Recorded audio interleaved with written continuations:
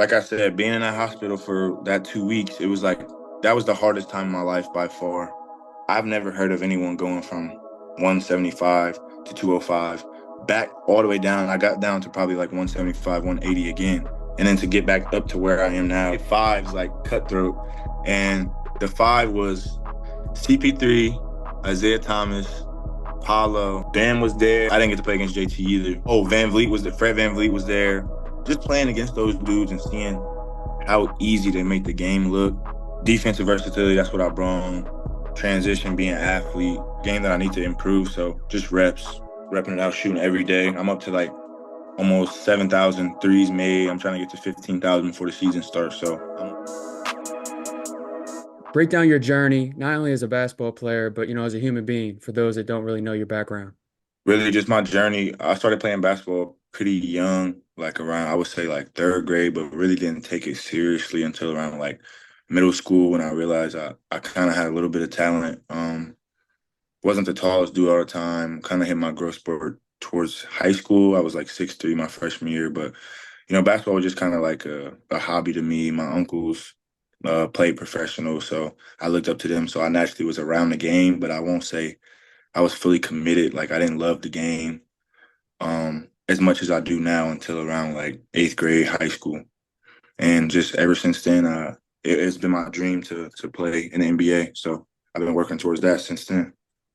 Gotcha. You played a lot of sports growing up, right?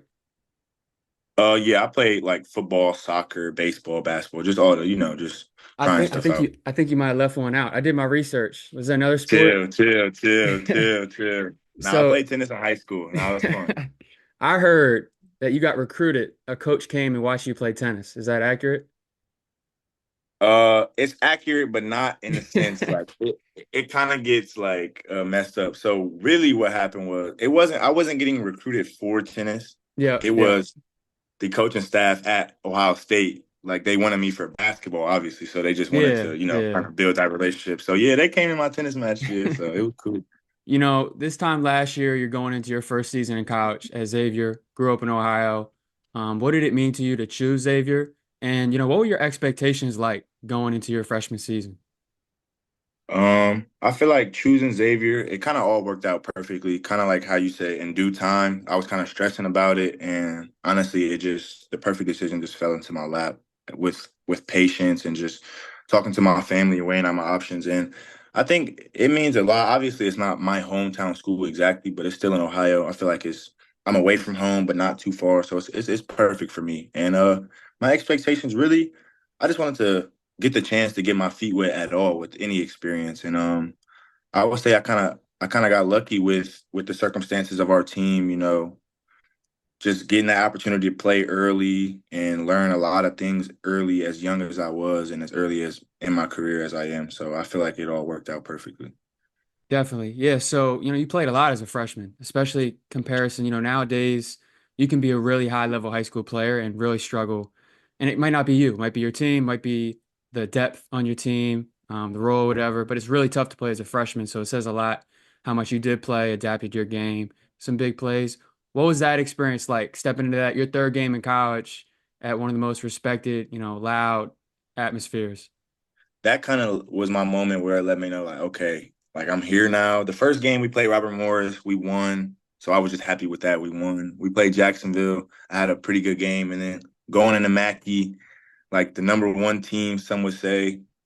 And I knew I figured I was gonna get minutes, so I was thinking about it like the night before, and it really made it like extreme. Like we got to shoot around, the fans were there before us, so it was like, okay, we knew it was gonna be packed. Coach Miller put a lot of emphasis on this game, and obviously I was nervous checking in, but once like the first play happened and the ball stopped, and I kind of like just had to take a deep breath, and then from there on, that's when I found like that confidence in myself. Like if I can perform against these guys who appeared in the national championship, like really, really good team in this environment, I kind of knew like, okay, I think I'll be all right. Building onto that kind of on a larger spectrum for your freshman season, what was it like battling adversity? Obviously, you had more of a unique situation towards the end of the season, but let's focus maybe the first 20 games before that was a thing. Really, it was a lot of different forms of adversity for me. Like playing under Coach Miller, that's really the first coach that I've had, like, because he's seen guys like he's seen all type of kids. He's seen guys similar to me, guys similar to everyone, and he holds everybody accountable. And that's really the first time since I would say like I was 9 or 10 playing AAU ball that I really had a coach who would let me know what I needed to know. Like it doesn't matter the tone, whatever. Like he was holding me accountable, and like I kind of struggled with that in the beginning because it's the first time I experienced that in a while. But I was just happy that he saw something in me to where he always told me what I needed to hear and kept me accountable because he knows the chance I have to be a really good player. And I mean, like, there's just ups and downs. Whether you have a bad game, you go a game without scoring, or you just feel like you don't impact the game as much as you should, or you don't get as many minutes as you think that you deserve. And it just all comes with I did a lot of praying. You know what I mean? Like I had ups and downs. Sometimes I felt like I deserved something or another thing, and just building that relationship with God, just praying, keeping it close. Like I never wanted to call the scene. I never wanted to be one of those guys who was like a diva and mess up team chemistry. Like I was all for us winning. So if that had something to do with me, then I always just kept it to myself and just pushed through it. You look back at your freshman season, what's a matchup that sticks out, a play that sticks out, and a game that sticks out? For matchup, I would say, that's a good one. I mean, I want to say UConn, but the way they beat us that the first time is ridiculous, or the second time, I mean. But like just playing against them, like it's almost like they don't make mistakes. It's insane. And then like another freshman, Stephon Castle, I was guarding him for a little bit, and he's really good. So just that whole experience with UConn playing against a coach like Coach Shirley and them coming off a national championship, getting that experience, that meant a lot to me. I would say a play, the dunk against Georgetown. I feel like that was my most, you know what I mean. And then what was the last one? Oh, when we beat St. John's at home because we were coming off 2 bad losses, I'm pretty sure, and like practice had been rough. We were just all kind of, messed up and just bouncing back. And we still had life. We knew we still had life after that, and it kind of got us back on track for the most part. And that win, it meant a lot to like everybody on the team. I won't say anybody had like a super insane game, but everybody made big plays, and we were just happy to pull out the win. You got appendicitis. Not a lot of players going through that, break down that situation because it is so unique.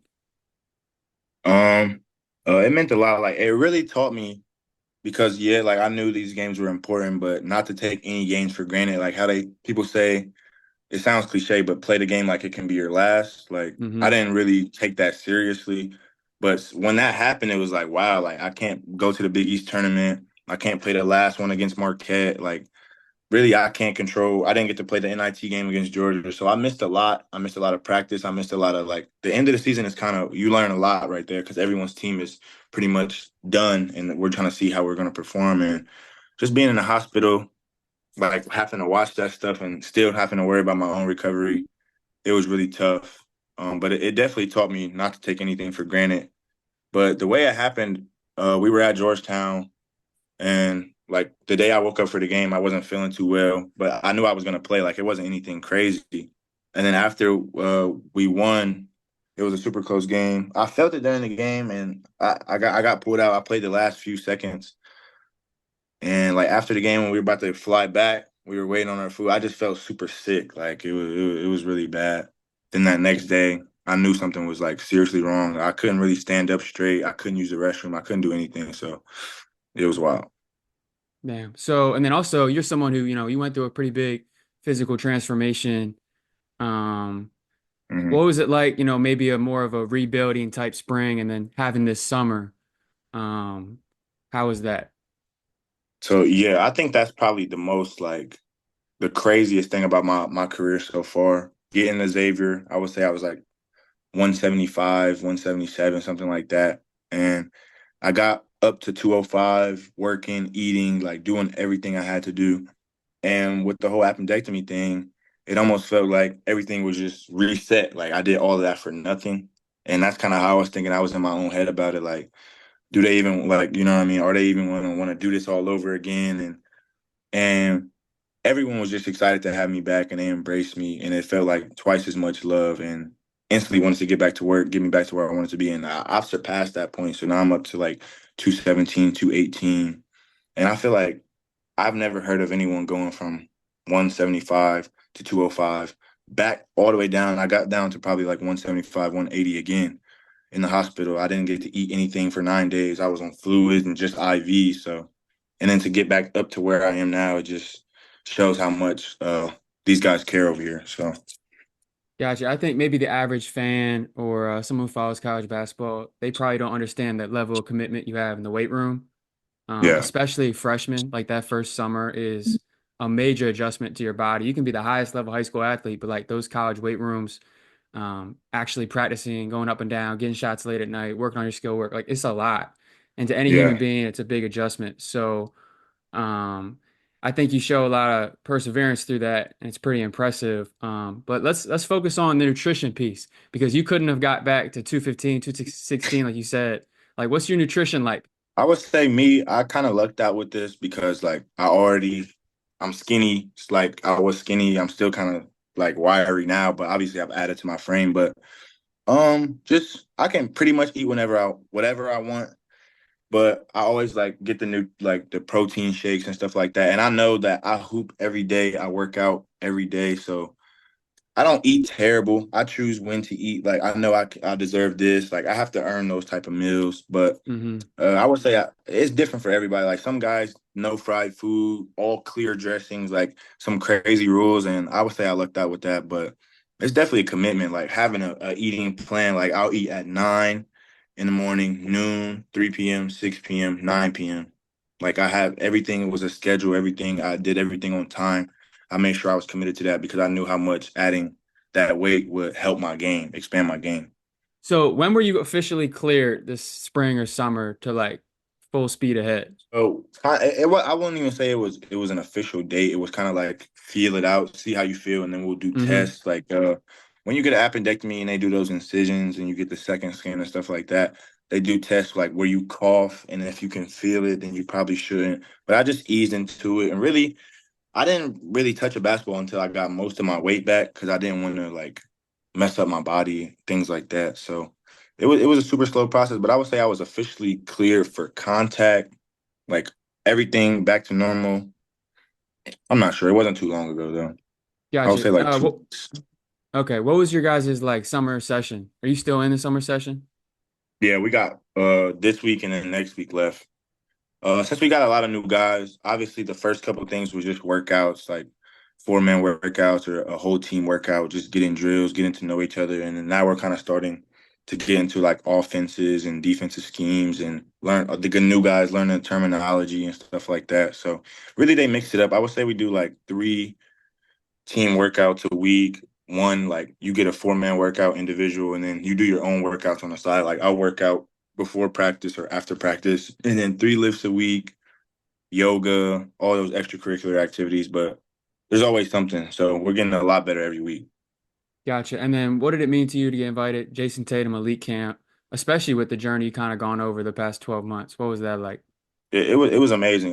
Jayson Tatum being one of my favorite players in the league, and it just shows like that my perseverance and the people around me really care for me, and it showed that people like see that I have a chance or and they can see the potential in me. And it was a surreal feeling getting that and just getting the invite. Like the camp Hmm. alone was a whole nother thing, but just getting recognized by that, being in that group of people, group of players, it meant a lot. Yeah, for sure. I mean, a lot of investment, a lot of thought goes into who gets those invites, and it's definitely deserved. Was it daunting at all? Like, you weren't playing as much as some of those guys in the spring, and then you're going down there to play. What was your kind of your mindset? I know you said you were grateful for the opportunity, Hmm. first off, but yeah. I mean, I was working out. I won't say I was in as good a shape as those guys, obviously, because I was easing back into it. But I knew like I can play with these guys, and I knew it was only a 2-day camp, so I was just my mindset was just give it all I got. I know I won't be burnt out. Do my like just chill out when we don't have to hoop, all the other stuff, get my rest because obviously it's something you have to take advantage of. And I was just grateful. I feel like the camp setup was perfect. Just the 2-day thing. We learned a lot. We played a lot. We saw a lot. I think it was perfect. So yeah. Gotcha. What was the highlight of the camp for you?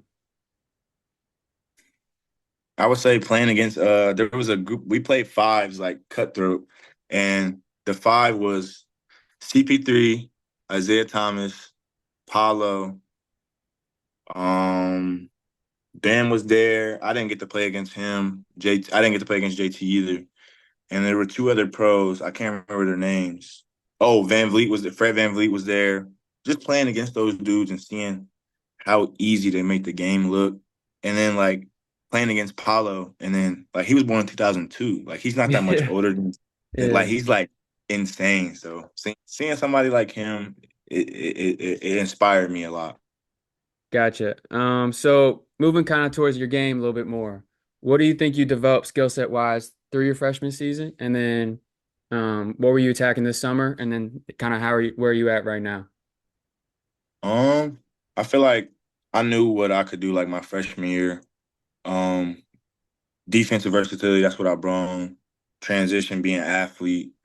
Added through the season, I would just say learning more about those things, like having to guard the 1 through 4. We run a lot of small ball lineups, being able to guard these different positions, and just knowing what to do when I'm on the court, not just running around looking lost. I kind of got that like towards the season, and this summer obviously just shots, like reps. I didn't shoot it that well last season, and I feel like that's the biggest part of my game that I need to improve. So just repping it out, shooting every day. I'm up to like almost 7,000 threes made. I'm trying to get to 15,000 before the season starts. So I'm on pretty good pace for that. That's incredible. What's your routine like? Assistant coach. Well, I'm not sure what his official position is. Cam Miller, Coach Miller's son. Yeah. Yeah. So he made it. He's super important to my process. He makes sure I get in there every day. I hit him up or he'll hit me up, and he makes sure I don't take any days off. And I really appreciate him for that because he definitely doesn't have to do that, but he knows how much it means to me. So yeah.